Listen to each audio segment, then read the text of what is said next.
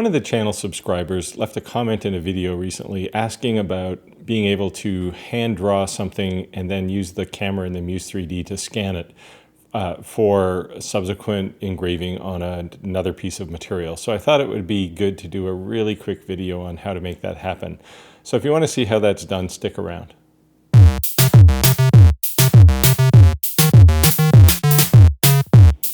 Hi, I'm Steve, and I make everything.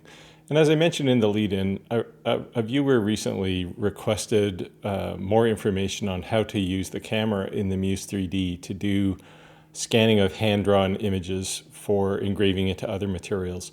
So what I thought was it would be interesting to kind of walk people through the step-by-step on how to make that happen.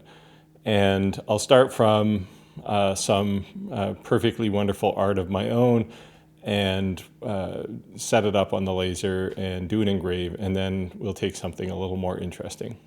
So with that, let's get going. So the first thing we need to do is create some kind of image to scan. And I will tell you right now, I'm no artist, but I'll do my best. So we'll start with something simple like a star. And maybe we'll put a circle around it. Just for fun. And I'll put my name here too, just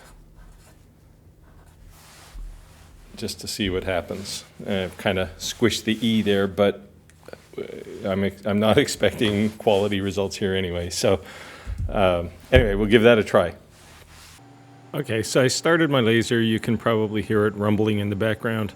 I can't use the simulator here because to do the vectorization, we actually need to have it on the laser. So first thing I'm going to do, I put that fantastic piece of artwork on the laser bed. And now the first thing I'm going to do is do a normal workspace scan. As expected, the page that I drew my pretty picture on appears, and we'll proceed from there. So it's just coming up. So now we have our piece of artwork there. What we want to do now is just vectorize just this piece. And the way to do that is we can click this trace background image button up at the top, and we can just select the piece that we're interested in, and it will go off and create. We now have a vector of that drawing, so all of the vectors, as well as a raster, and you can select whichever one you want.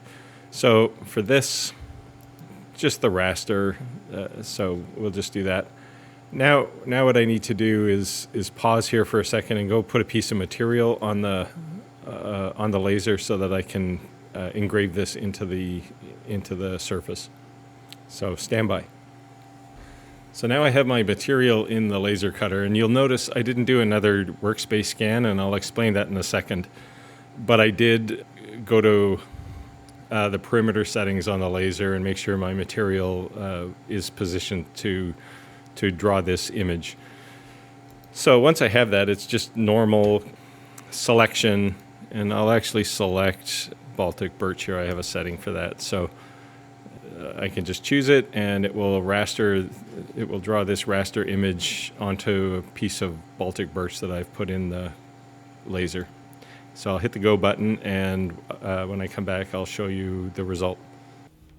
So I did lay out the hand-drawn image and successfully etch it into that piece of Baltic birch I had on the laser.